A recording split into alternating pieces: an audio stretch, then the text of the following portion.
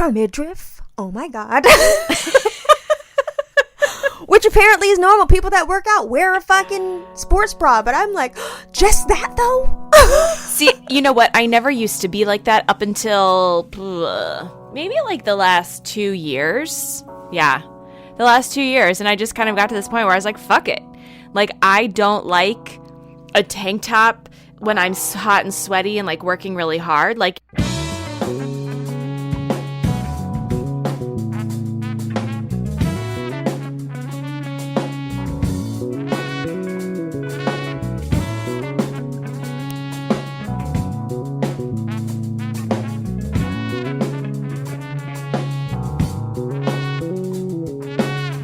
at certain classes I can do it, but it just felt like one extra thing to wash and one extra thing to like buy. And so I just kind of was like, oh, fuck it. Like, oh, girl, I really don't care anymore. I work out in a fucking tall tee, bitch. Like, if I could put more clothes sweaty on. I like to be in the gym buttoned the fuck up. See, if that's I could wear the only ski mask, I would love it. See, that's the only bad thing is that even though I might show up in a sports bra and leggings, but my hair is not done, my makeup is not done, I am not there to make friends, and the amount of times that I've been hit on in the most disgusting state possible. I had one man who was probably in his 60s, older gentleman, approach me, ask me, or tell me he thought I was beautiful, then asked me if, what did he say? Could he be my whipping boy or something like that? And I was like, ew. Also, no. It was very uncomfortable. I had somebody tell me one time that I probably shouldn't shoot up testosterone as I'm trying to like build lean mass because it'll make my clit big. I'm not even lying. So wait, hold on. Yes. Someone said clit in public to you? At the gym at like 10:30 in the morning. Oh, see, I also don't really like to go to a gym. I didn't. I worked out at a community center. Like, my workout partners were like 80-year-olds. We did Zumba, bitch. I'm not in there at the gym.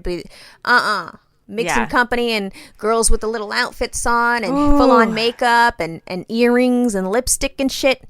And then random buff dudes. Like that gym culture where everybody's like attractive or trying to be attractive and like French kissing in the locker room and shit. Nah, motherfucker, we not doing none of that. I'm over here to work out. Correct. With Ethel and Janice. Yeah. And then I gotta get the fuck, cause I'm not. I look ugly as fuck. No. Yes. I look crazy when I work out, cause you know, naturally curly hair ain't holding up with sweat. So I look like, when a toddler wakes up from a fucking temper tantrum nap, and their hair is fucked up. Then they got those creases stuck in the side of their face. They look crazy like they just survived a war. And then they got the nerve to have bad breath. Like, damn, you slept so hard, your breath stinks. You're 3 years old. What the fuck? That's what I look and smell like after the gym. I'm not trying to be around nobody. No. You. Yeah, it blows my mind every time it happens. I like have to go to the bathroom and take everything in and be like, did I invite this?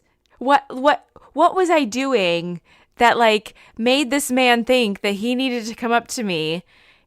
You know why? And the other great part about feeling that way and navigating your body and your face in the world at this age is that like I'd sometimes be so happy that I met Justin when I met Justin. Yeah. Because if I had to live in the world that they live in now with these apps and shit, swiping this and that, and how you have to initiate very sexual and weird conversations to get to know each other. Yes. Dude, I would not make it. I wouldn't either. I'm terrified. I told Chris, I was like, if you die, I'm single for the rest of my life. Correct. Who am I talking to?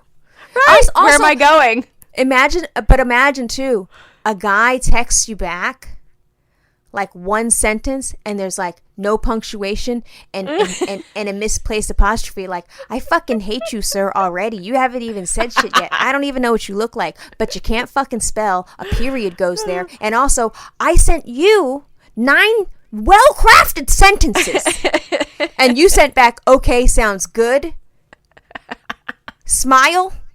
Sir, we're not compatible. What? Fuck you, sir. Like, I would be insufferable. Nobody could go out with me because I would be like, first of all, green bubbles. We can't go out.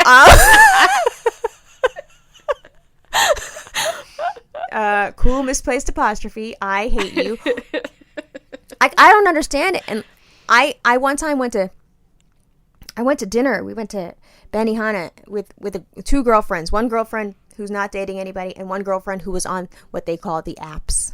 Mm-hmm. So she's like, I get on here and I swipe left, right, which I still don't know which way you're supposed to go to do the right thing. Mm-mm. And she was like, I was like, what do you mean? She goes, you just swipe them. And then, like, if you end up to be compatible with one, I'm like, but how would you know? And she's like, you put the information in and then you would just know. But, like, everything on social media is a lie. So what do you mean you put the information in? How do you know? Yeah. And another girlfriend of mine was like, oh, yeah, everybody lies. She's like, you know how many dates I've been on? And the guy is so happy that I look like me.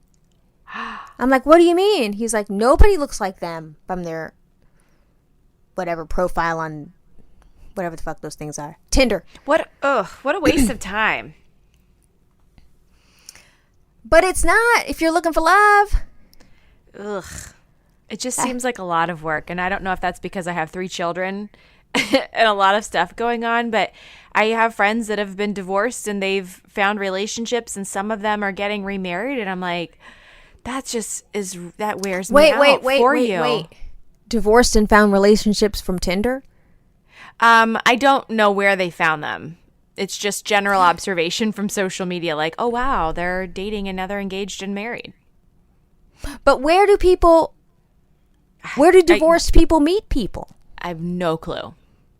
And do they meet other divorced people? Because I feel like once you get a divorce, didn't you learn your lesson the first time? Right. Why are you marrying somebody? Ew. Girl, spread your motherfucking wings, homie. Go out, do that. Right. Yeah, flap your fucking pussy wings, actually. Like, what are you doing? If you get a divorce, like, go live your life. Yeah. If you just went through all that trouble. Right. Why lock it down?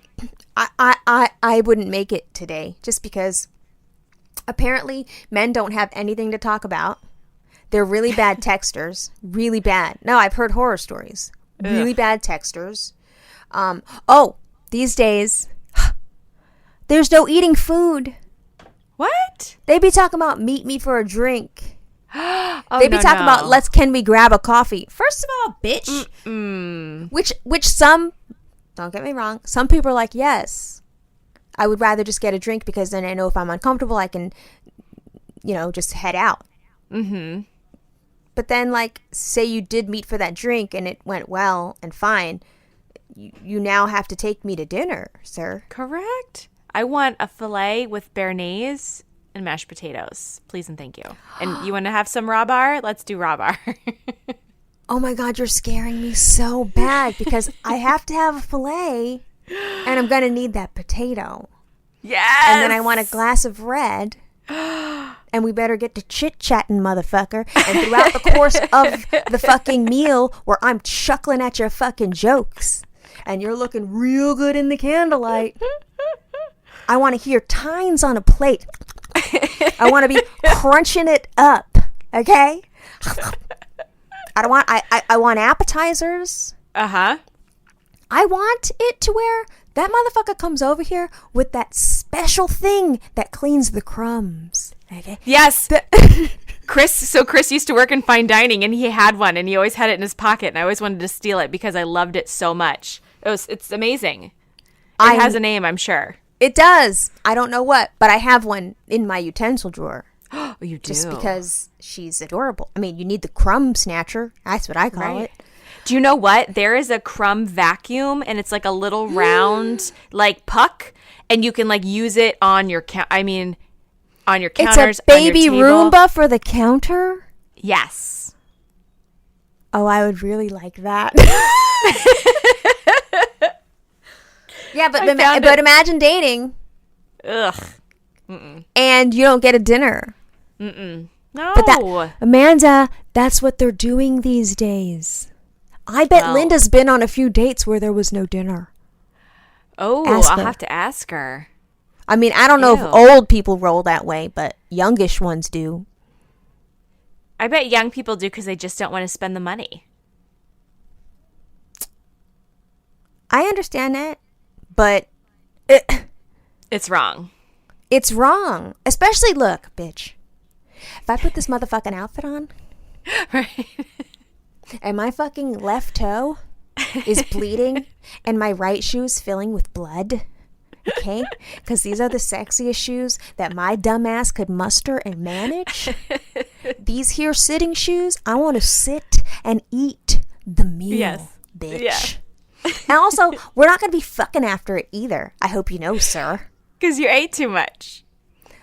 Not even just that. I have rituals and I don't know you. So I wouldn't make it in dating world because apparently if you get a meal these days, that means you got to fuck. That's what they say on Twitter. I be reading them. This category on Twitter called $200 dates. What? It's just the thing that comes up in conversation all the time and the whole timeline gets to arguing. But I'm married for 50,000 years and not sexy. So I'm like, ooh, interesting information. I'll be scrolling. I'm trying to find. I have to have a Google tab open so I can figure out some of the words they're using. I'm like, what? Ghosting? What happened to you? He ghosted him. But yeah, apparently that's a thing. No, ma'am. Thank goodness. Cheers to not having a date. No, I got Justin Beck, and that was my motherfucking boo right there.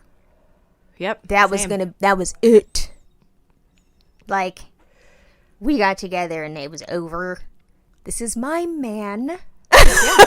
Oh yeah. No, after the first night Chris and I went out, I looked at my mom the next day and I said, "That's the guy I'm going to marry." And she laughed at me. I was like, "No, for real." It is. Actually. No, we didn't know it like that. Because we had been friends for so long. Yeah. And also had weird business thing. Mm-hmm. So, like, it wasn't that. But, I mean, like, after the date where we figured out that it was that. Mm-hmm. It wasn't even, it was a long, extended period of time where we hung out. And the night just kept going in all these crazy directions. Until I vomited directly in his face and had to wipe vomit off his earlobe. I was like, I guess I'm marrying the motherfucker then.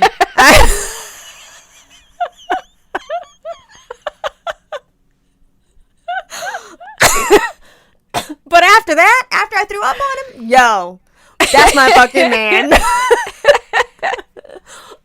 Were you sick or were you drunk? Bro, both. It was so bad. And the reason why I knew I was going to marry him is because I'm fucking vomiting and he's, trying to cover me up and protect me from it was at a gay club and it was not a fabulous look. So he got like the few of my friends that were there. He's like, "Yo, y'all build a wall of gay around her.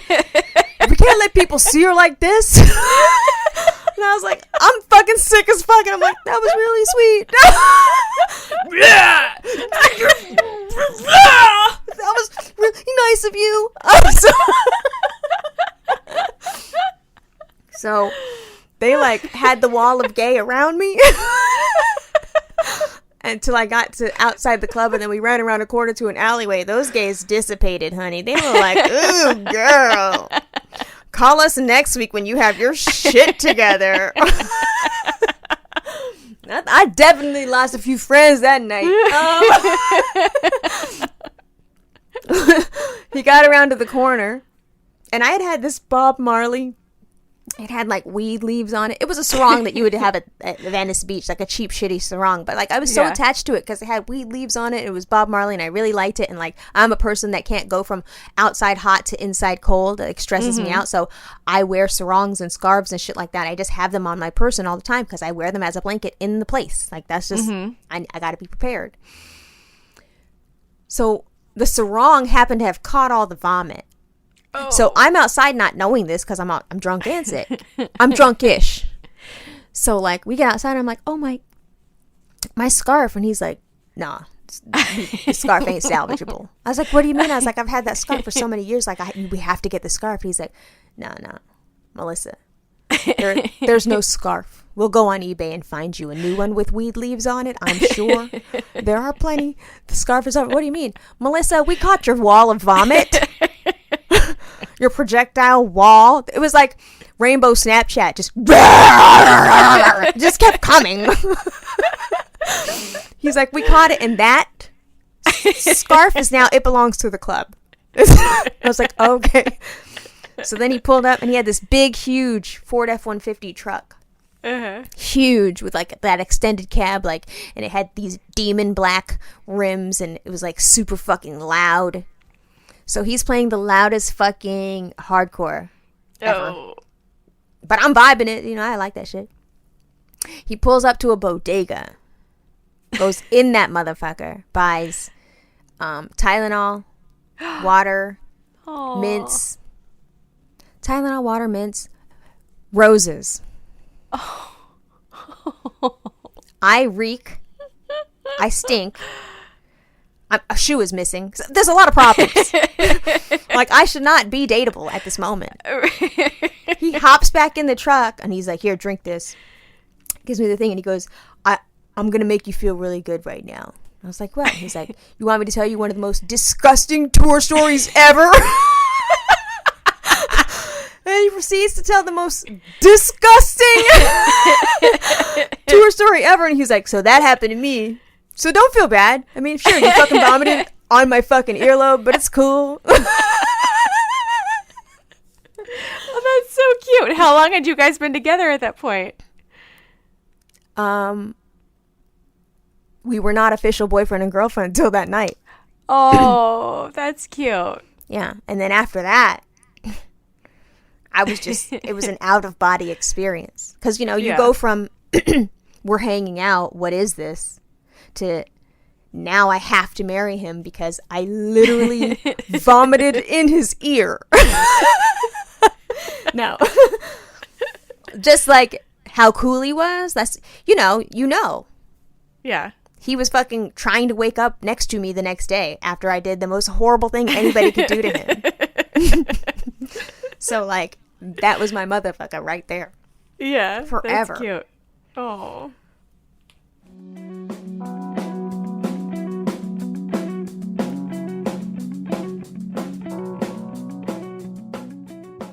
See, you got lucky because you've been married for 50,000 years and you're only 38 years old. I have been. I've been, I don't know. I shudder to think about what life would have been like for me had I had to actually like go out and work for a date, because I'm not going to go put myself out there. I don't like a bar. I don't like a club. I don't want to talk to you at the gym. I'm not going to like talk to you. I don't know. Maybe I'm the asshole. I'm the asshole in this situation. And I just got really lucky that Chris put up with my stalking and agreed to go out with me. Wait, you stalked him? Kind of, sort of. Just like very lightly. There's no such thing as lightly stalking. That's like an oxymoron. As a teenager, did you ever like drive by somebody's house that you thought was cute? Not that I would admit to, but yes. Okay. I remember his name, Merrick Baroni, bitch. Oh, Merrick Baroni. Mm-hmm. He had that. He used to wear Z Cavariccis, and he had like, you know, when they used to cut their hair, and there was like a weird spike at the side part, but then the rest of it was long, and it was basically Kate Gosselin's hair before Kate Gosselin. Yeah. Anyway, he was just like really a cute little white boy, and I don't know why I liked him so much. No idea. And I one day just sat on the sidewalk outside his house like an asshole. So Merrick Baroni, if you out there, you fucking missed out. So let's tell me how you lightly stalked this man. Wait, how old were you first? 19. Oh, baby. It was summer break. And I was a lifeguard at our swim club, like in our town. And he didn't come up that often, but when he did, like all the guards in the lifeguard chairs would like doot, doot, to each other to like alert that he was there because we all thought he was cute. And one summer, his brother's friend got a job at the pool and was working there. And I was like, oh, hey, you're friends with Chris, aren't you? So we started talking and I was like, he's so cute. I would like to go out with him. And Andrew was like, oh, okay. Here we go. I'll set this up. Like, give me your picture. Give me your phone number. I'm going over there tonight. Like, you know, and I was like, okay. Give me your picture. Yeah. How do you give someone your picture in 1812? My senior picture, of course. Oh my God. And you wrote your name on the back? Yes. I have no game. Remember. 0 game. None. So I gave it to Andrew, and Andrew told Chris, there's this girl at the pool. She's really cute. I would really like you to go out with her and then dump her so that I can swoop in and like pick her up on the heartbreak. I didn't find this out until later, but God bless Andrew. He is had a duplicitous God bless plan. Andrew. He did, but he's the reason why we're together. So we love Andrew. We love him. But Andrew was trying to get with you this whole time? That's what he said, yes. And we still like him? We still love him Oh, very see, much, because yes. I'd be team never forget. Now, remember that time you tried to steal my lady? Well, at the time, Chris had no interest in me. It was just like, I think she's cute. So if you like want to date her and dump her, I'll swoop in when she's sad. I was flattered. He's a cute kid. So 100%. Okay, so now Chris has your senior picture. Which senior picture was it? Was it the one where you're holding the rose? Was it the one where you have the cap on? Like, which one did you give? I'm leaning casually to the side with my hands like so. They're stacked on one another. And I've got my chin turned just slightly and a nice little smile. I have on the little black V-neck tank top. Did you have your nails done? It was not sexy or cute. Absolutely not. No. I'm going to need the pic. Okay. Okay. Take me back there. Paint a picture, bitch. Mm-hmm. Okay. So he gives this to Chris and I hear nothing. I hear nothing. Okay, hold on. How are you supposed to hear something? You gave him your phone number? I figured he would call me. Yes. Oh, your fucking landline. Why not? On my landline. Correct. You didn't have a beeper? Actually, no, I might have had a cell phone at that point because my parents gave me a cell phone. Rich girl in the building. What do you mean you had a cell phone? When I went away to college, my parents got me a phone. I had a little, was it probably like a Verizon flip phone? Was it the gold one and it was like singular? Because that's what I had. Aqua and silver. And it flipped. And it had a little white antenna. Yeah, and it was teeny tiny. It was like this big. Did you have T9? Yes, I did. But I couldn't use it because I could only make calls after 9 o'clock. Oh, your parents had you on the plan. Yes. And you couldn't go over. No. And really, you could only call them to tell them you were okay. And you couldn't even text because texting was really fucking expensive. Oh, wow. This is some This Puritan was back in the dark shit. ages. Yeah, okay, go ahead. So he didn't call me. And then one day, it was like I was working. We had like one day a week where we had a really long shift. So I was working until closing. And Andrew says, Chris and his brother are coming up to the pool and he's going to talk to you. And I was like, my knees just turned to water. I was like, my heart was racing. I was so nervous. And of course, I've been at work all day in the hot, hot sun. So I probably looked and smelled like absolute trash. But I was like, okay, I'm ready. Like dab out my pits and get ready. And so he comes to the pool. He sits down on the side with his brother, stays there about a half an hour, and then fucking leaves. Doesn't say hi to me, doesn't acknowledge me, doesn't do anything. And now I'm pissed because I've been told that he's coming to talk to me. And then he leaves without saying anything. He could have left me a note at the front desk to be like, call me. So. Oh, so he was on his rude shit. He was on his aloof shit. Yes. Oh, so he knew what he was doing, though, or was he genuinely rude? No, he is just like super stupid. Oh, like okay, didn't okay. want a girlfriend, wasn't interested in dating anybody. Melissa, this is how desperate. I had remembered like different t-shirts he had worn to the pool and had Googled those bands and listened to them so that I would have the opportunity to like talk to him about something that he was interested in. Oh, And there goes your leaves. 5 shit. There goes your 5 shit. She did her research so that she could be an expert in the field.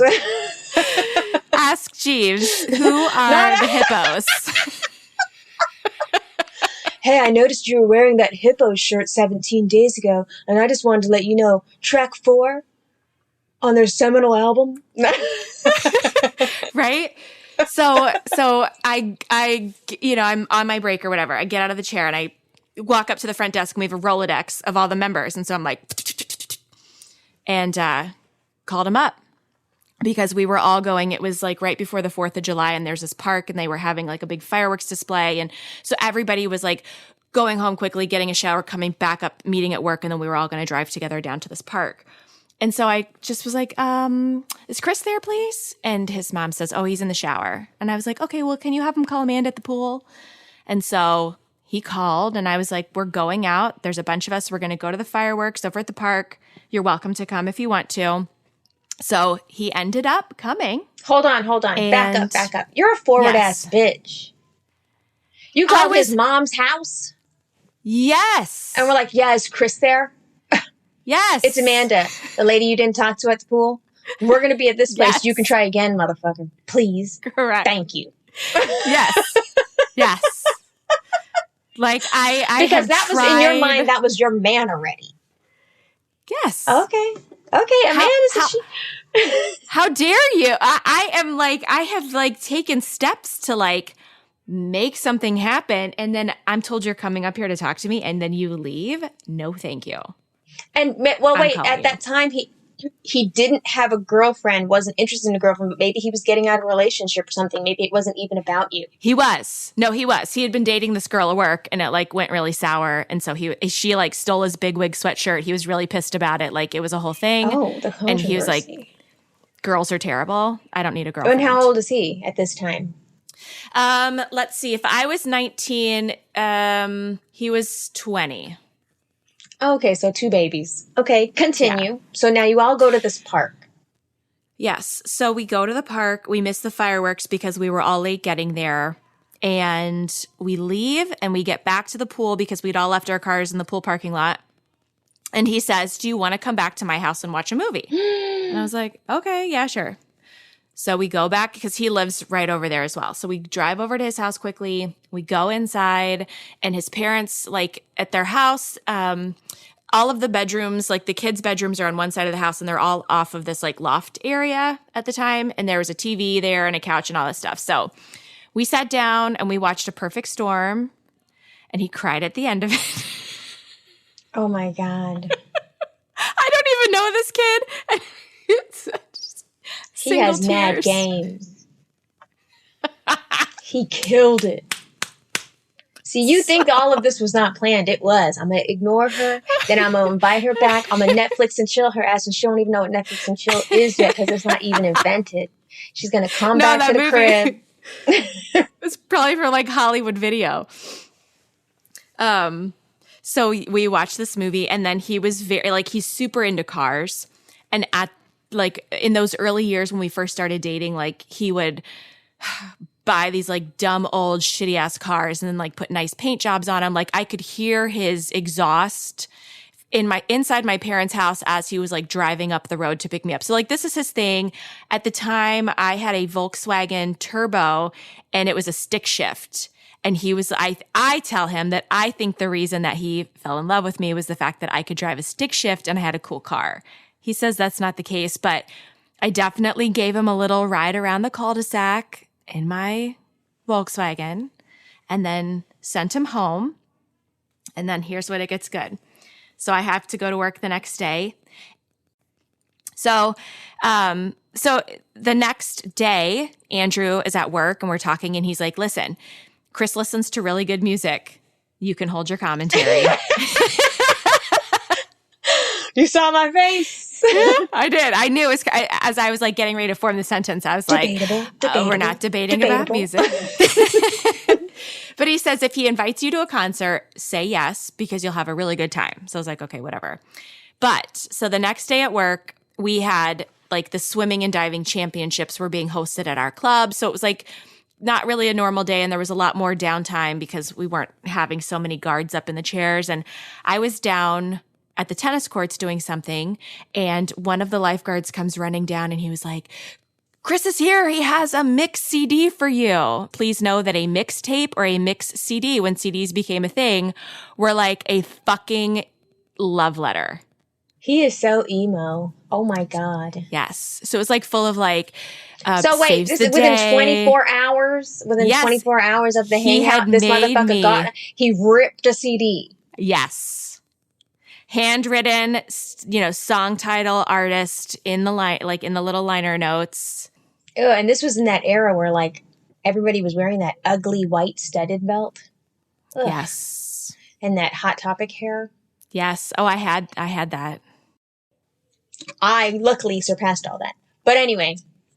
That's lucky for you. I did not. And you have pictures of it?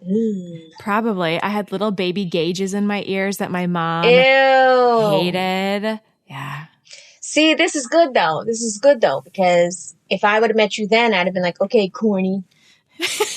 And I would have bullied you. So it's fine. Good to know.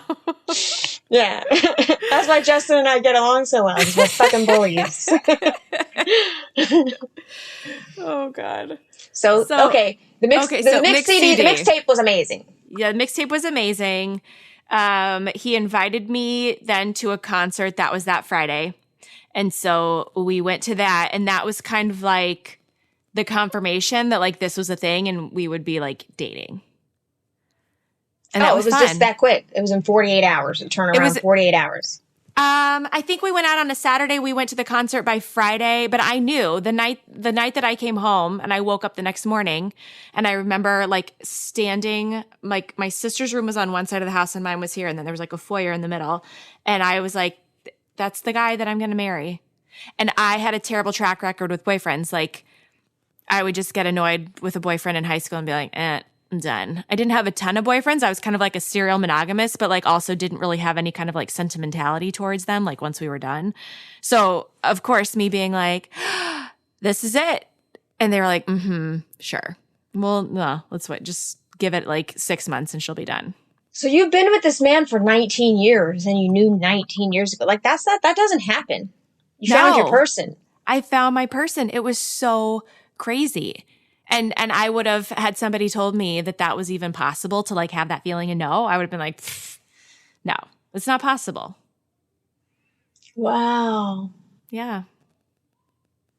And I think it's even crazier too, is that because we met so young, I feel like the opportunity to have grown apart or in different directions would have been, really high, just given the fact that like we weren't really like full human, like our brains weren't even like fully formed yet at that point.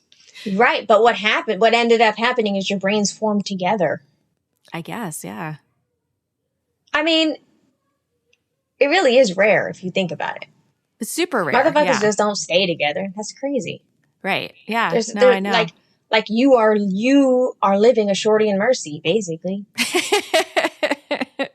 It's true. Yeah. Because it was just like one day you weren't together and then the next day you were, and then 3 kids later. Yeah. It's an exact scenario. Except, so that's why we know that we live in a simulation. There are people that find their person, then you end up together forever, and then there are people that don't. Like you had a path and that was it. Yeah. Yeah. And I got lucky. I did get lucky, and I we get along really well together, and I think that we're good compliments to one another. But I did I don't know what would have happened, because when I graduated from college, I had received actually I was lucky. I got 2 job offers doing exactly what I had gone to school for. The one was more specific because I had gone to school for newspaper design, and it was in South Florida. And that is so weird. I know, right? Because I went to school for journalism in South Florida. And you were also weirdo working at a newspaper.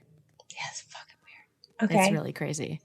So, so I got this job and he hadn't, really figured out what he wanted to start applying for yet. And I was like, listen, so I have this job and it's in South Florida and it's doing exactly what I went to school for. And they're paying me a really good salary. So I'm going, and if you want to come, you can come. But like, also, I don't think this is going to last if you stay here. So I just want to like make it real clear. So that could have been the end, but he must You're have so loved Justin Beck. You just gave a straight ultimatum. You were basically like, I'm going to go do this. You could fuck with it or you could not. But That's how Justin Beck did me. But I feel like as a woman, like my mom, because my mom, had to support herself before she met my dad, she just always felt like very passionate about the fact. She was like, I want you to like have some time where you're like paying for your own things and you're responsible for taking care of yourself, so that that like eventually when you get married and have kids, like if something were to happen to your spouse and you had to provide for yourself full time, that you're capable of doing that. So in my mind, I was like, Linda was on it, honey. Yeah, she was very specific about that. So in my mind, I was just like, fuck, I don't know if this is going to work out. And if I turn this down and I don't take this opportunity to like leave home and like go out on my own But long distance was not an option for you? Girl, no, that is an 18-hour drive. And then no. 18 hours is nothing. We make the drive a lot. It's a long ass drive. Long distance is where it's at. I did long distance with Justin for 9 months. And I lived in LA and he lived in New York. Did you have to talk on the phone a lot? Dude, we had to talk on the phone. I'm talking about like the phone getting hot on your ear, the battery getting hot in your hand, falling asleep. And also we had the time difference. So I was in LA and he was in That's right. New York, and he also worked all day. So he's in the factory by 5 a.m. Oh my God. So when he's up and having a whole life, I'm like in LA, getting baked. Not up yet at all, and living a very slow LA lifestyle. And also I think I'm very cute because I was on a reality show and everybody thinks I'm famous. So like, I was just like, he'd be like, what'd you do today? I'd be like, ordered some weed, ordered some food. He'd be like, that's just what you do? Yep.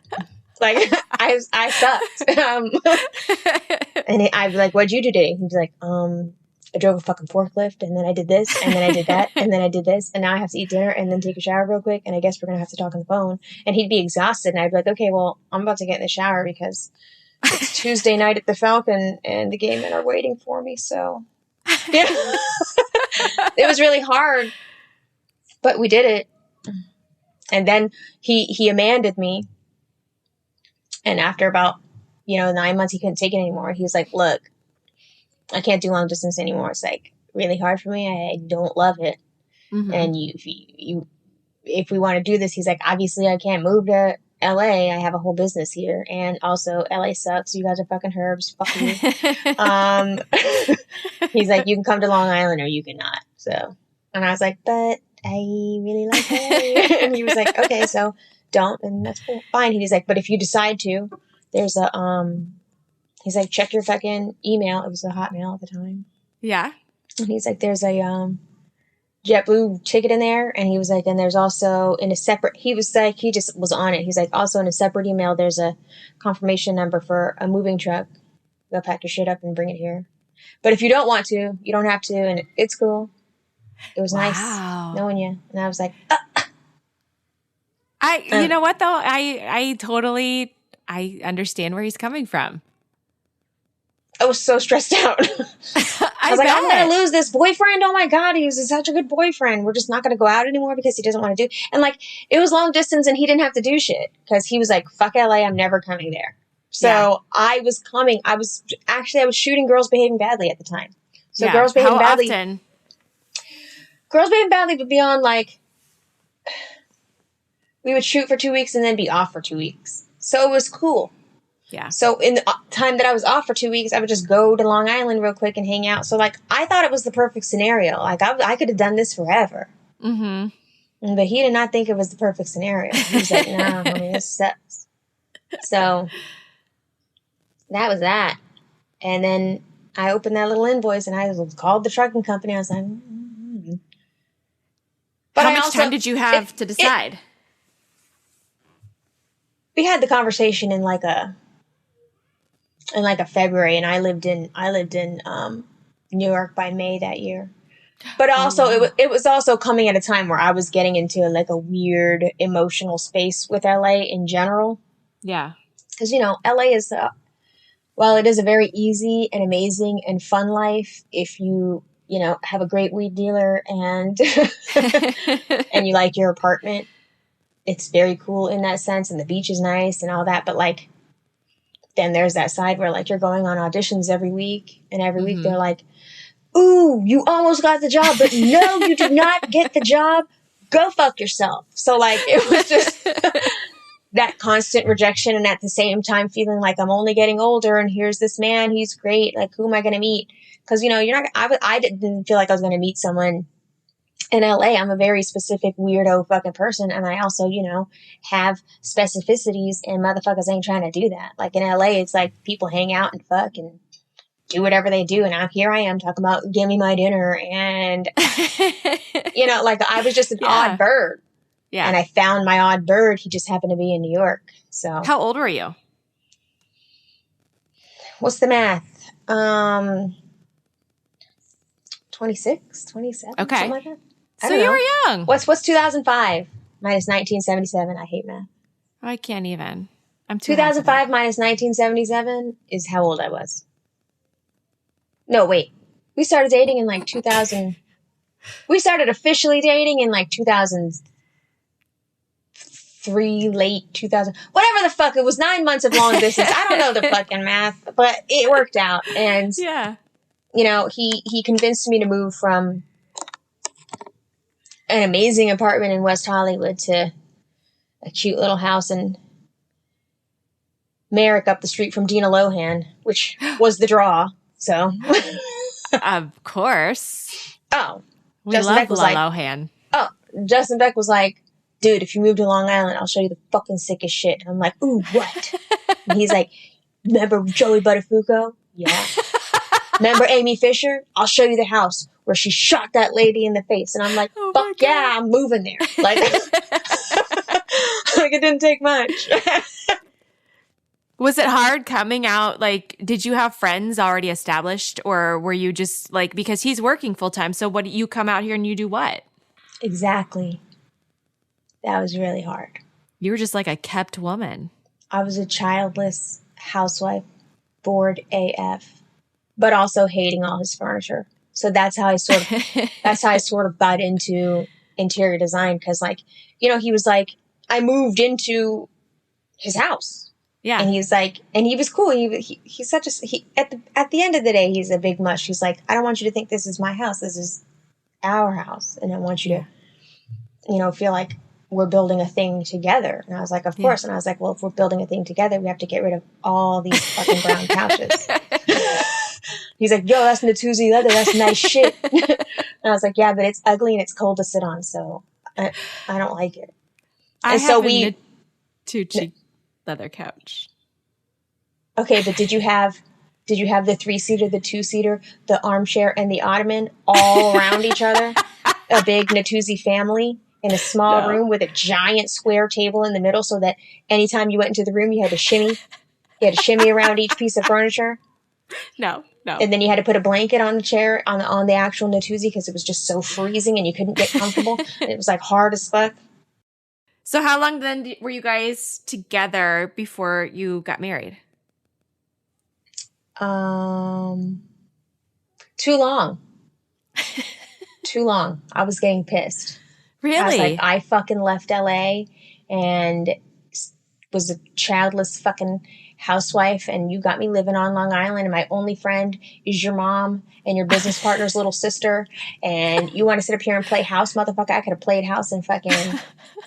Like, it got not cool for a minute.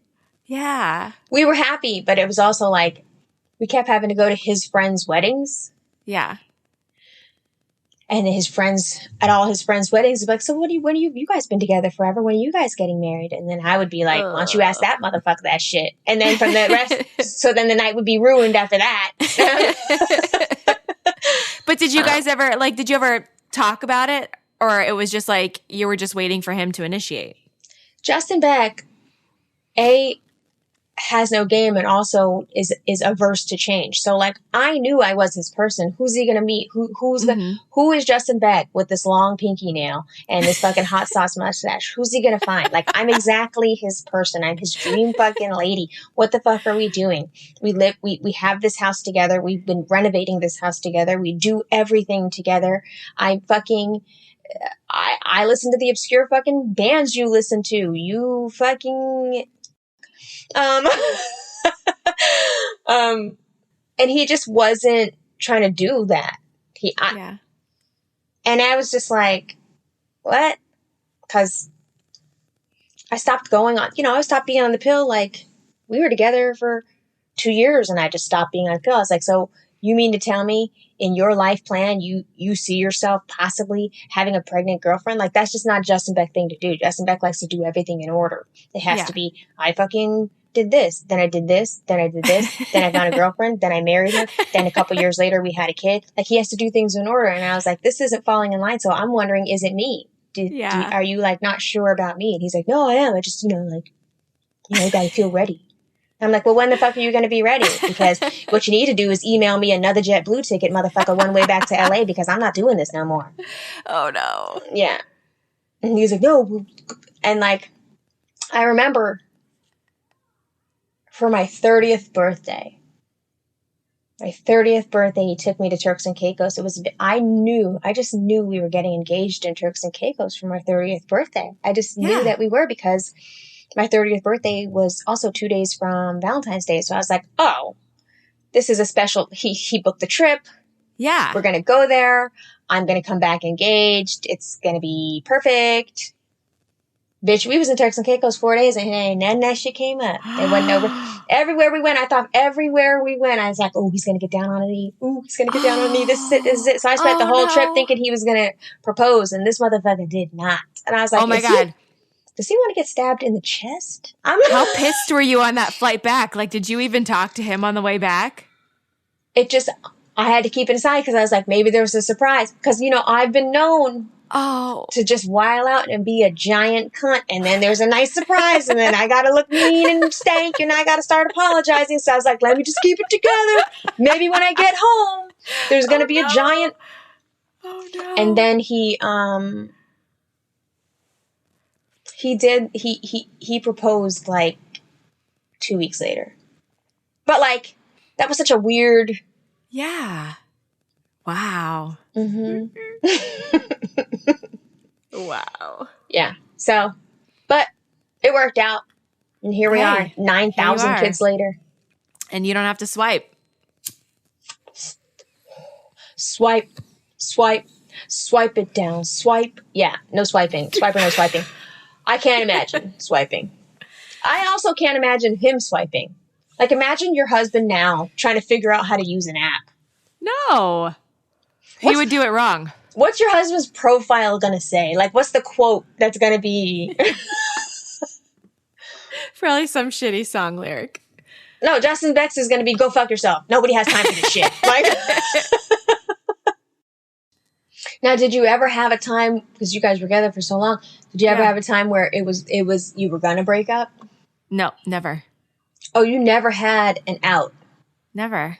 You never had what do those people call it? A time apart. We were taking space. Like a Rumspringa? Yeah. You never had that? Not a Rumspringa. Yeah. They're taking space from their I love Rumspringa, bitch. I just love that word. Remember that reality show that followed Yes! I love that so much. Yeah. I was like, this is amazing. And they didn't go back and like, why when they leave to go do the Rumspringa, do they wear an affliction shirt? Yeah. And what are those jeans with the triangle flap? Yeah. Yes, the True Religion jeans. Yes. Why did they all put that outfit on? You went from having the sickest personal style, because I think Amish personal style looks amazing. I just love it. That super minimalist black, white. I just love it. To wearing affliction shirts with like, it was like a dragon. And then the dragon is on the left shoulder, but the dragon is spitting fire that goes all the way down the right shoulder. Like, sir. And they still have their Amish haircuts, but like everything else from the neck down is like super modern and current. And they don't curse. So they just look like the weirdest. Bless them. I love it so much.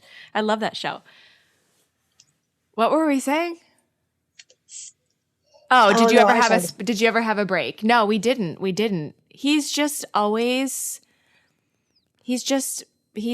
my person. He's the person that has, I mean, we've been through a lot together. We've had a lot of hard things happen since we've been together, and I feel like every time that we're faced with a challenge like that, it bonds us closer and makes us stronger, and just kind of solidifies for me that he's the only person I want to spend my time with. I can't imagine myself ever, and I'm sure it's possible, but I can't imagine myself ever feeling like that for somebody else. Never. No. Like Justin Beck? Like something, God forbid. It would be a wrap, because I'm Justin Beck's wife. Mm-hmm. I'm just going to be somebody else's wife now? That would make no sense to anybody, because the way we roll, like everybody that knows us knows like, oh, Melissa and Justin Beck. Like it's not like everybody knows I'm Beck's wife. Like that's not. Right. And you would never see us not. Right. Yeah. It's weird to think about. I can't even imagine it. No, I can't either. Plus, like, ew. You got to French kiss a whole new other person. Ew. I was just about to say that, but like, can you imagine fucking somebody? Can you imagine fucking somebody with your mom body now? Like, I think about that sometimes. Like, if I were to be widowed and then have to get married again, are our standards lowered because we've been through some shit? Like, is he going to be sad about my C-section scar and like that weird like flap of skin that hangs above it? I don't know, but apparently, you got these men hitting on you, talk about clits at 10 a.m. So you're on fire, bitch. You could have your pussy hair fucking braided down to your toes, and they're still like, look, Amanda lady, let's fuck. I think men do not give a fuck. You're slamming. Your body is. I think. But can you imagine feeling comfortable naked around somebody that's a stranger? Girl, I don't feel comfortable naked around my goddamn self. So, I look in the mirror every day and be like, "What is you doing?" Like right now, I'm in pandemic mode. I got a cute little garden gnome shape going, and I'm trying to work with it, but it's not. I can't wear a hat. Are you a naked family? Do you guys walk around naked from each other? No. Well, I mean, no. Which is weird, because my dad will just be in his tighty whities when he comes to visit and just come right out real quick. One time he thought he threw away 2 lottery tickets. They came to visit. He threw away 2 lottery tickets. And at 4 a.m, I think he thought he won and he didn't check them right. So at 4 a.m, he had my trash on my counter, my beautiful, pristine, clean counter. He's going through my trash. And I was like, what? In his underwear. I'm like, what are you doing? He's like, I just had a feeling that maybe I won the lottery, so I got to check the numbers again. I'm like, it's 4 a.m. You were going to put pants on? He's like, what the fuck I need to put pants on? I'm like, because you're at your daughter's house. You're here. He's like, yeah, but I'm doing something. This is my business. I'm like, I know, but this is my house. And like, there was another time me and Justin are in our room, and my dad came back here in just a towel and was like, "What y'all motherfuckers think we gonna do today?" I'm like, "Dad," and Justin's like, "Dude, is that how y'all grew up?" I'm like, "Yeah, we don't have we don't." Which, if you think about it, that's really gross and uncomfortable for a lot of people. But like me seeing my dad in a towel, or my mom in a towel, and her hair in a shower cap, or like her like struggling to put her bra on, and I could see her whole, the towel falling. Like they don't, doors half cracked. Like they don't care about that. I do. I don't want to make my kids have seen me before, They come in while I'm taking a shower and be like, Mom, I need this and that. Like, it's not a weird thing. Not Shalom, though. They start getting older and that door starts to stay shut. No, she's not there yet. For us, no. But for, like, my mother-in-law or my mom, she started to get more modest. Oh, we don't see Shalom. No. Yeah. She like, scurries from the shower to her room. Oh. Yeah. Naja and Shira, they be butt-ass naked in the living room. Like, well, real quick, tomorrow you think we could have some Fruit Loops for breakfast? Because yesterday you said we could have them. I'm like, okay, but didn't I tell you to go get naked and get in the bath? I know, but I just thought of what I wanted to eat for breakfast. And they're just out there, just butt-ass naked, having a whole conversation in the living room. Yeah. No, we're a naked family. Really? Yeah. No, you actually are. I think I've never seen your toddler with a shirt on. Yeah. The kids, when they were young, Quinn and Bennett, like my girlfriend used to call them naked jaybirds because every picture of them that went on Instagram, they were in their underwear. Quinn would go to preschool and she'd take her shoes and socks off when she got into the classroom. Well, like, manners. We don't wear shoes inside. Yeah. Didn't want to wear shoes inside, but that's just, my kids are they're always naked. Yeah, we're a naked family. Like if I'm, in the bathroom doing something, get ready, and I've got to go out to the kitchen to like turn the oven on or, hit the dishwasher on or something, I just go out there naked. Chris is naked. Wait, kids are all the way naked, booty crack out? Yes. Yep. Okay, that's different. You mean all the way naked? Yes, nothing. I'm talking about pandemic pussy hair, all the way naked. You're just going to go preheat the oven right quick? Well, let's just be clear. I don't wax. I shave for a bathing suit. That stuff doesn't bother me. Full bush at all times. What? I can count on my hands how many times I've waxed in my life. And the last time we went to Palm Springs for our 10-year anniversary, and I did a Brazilian, which I will never do again. Wait, you only had a Brazilian one time? Yes. A Brazilian is a way of life. When she was like, I need you to get on your hands and knees and hold your butt cheeks apart, I was like, excuse me, what? And I started laughing uncontrollably because that's how uncomfortable I was with that situation. Oh my God. I walk into my standing appointment that I've been going to since I'm 23. I know. I don't know why I just don't do laser. I know. How does your hair even grow back at that point? It does. It be fine in a way. I got these luscious Asian spirals. I had a Russian wax lady in LA for many years, and she's like, "God, your hair is," and they they just have no bedside manner and shit. Right. She's like, "The hair is very thick," and I'm like, "Well, damn, bitch." And then she was like, "What are you?" And I was like, "What the fuck?" I was like, "Are you about to racial profile my pussy hair?" And I was like, "I'm half black, half Filipino," and she's like, "Oh, it's the Asian side, actually." I was like, "Okay." So now I'm just like walking around in the world thinking about what other Asians' fucking pubic hair looks like, because she just made me feel like real complex about it. Oh no. I just let it run free.